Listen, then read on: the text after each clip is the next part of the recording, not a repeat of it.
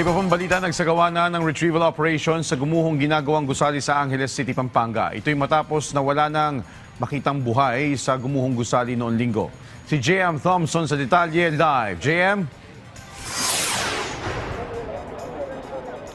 Joshua, magmula ng gumuho itong ginagawang gusali rito sa Barangay Balibago, Angeles City ay apat pa rin ang kumpirmadong nasawi. At kahapon nga lamang ay kanila nang sinimulan yung search and retrieval operations para mahanap na yung mga biktima na nasa ilalim pa rin ng gumuhong gusali.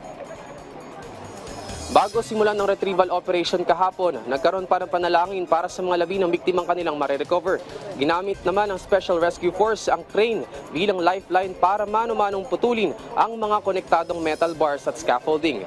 Bago nila gamitin ang mga heavy equipment pantanggal ng mga debris. Ginamit din sa operasyon ng Philippine Coast Guard K9 unit para maghanap ng mga labi sa lugar. Humigit kumulang 16 pa ang hinahanap ng mga responders dahil 27 pa lamang ang na-rescue magmula noong linggo. Dediretso naman sa punerarya ang mga katawan na kanilang marirecover at saka pa lamang ma-identify yung mga pagkakakilanlan ng biktima.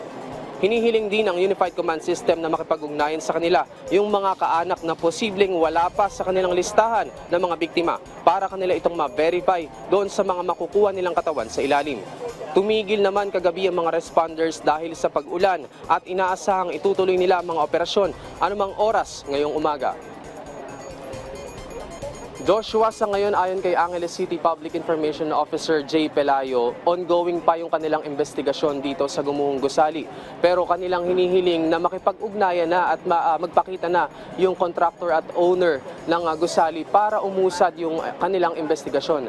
Nitong nakarang araw nga lamang ay nakausap rin natin si Attorney Leo Joseph Quirido ng Philippine Contractor Accreditation Board at posible umanong humarap sa kasong operations without license ang contractor na Golden Years.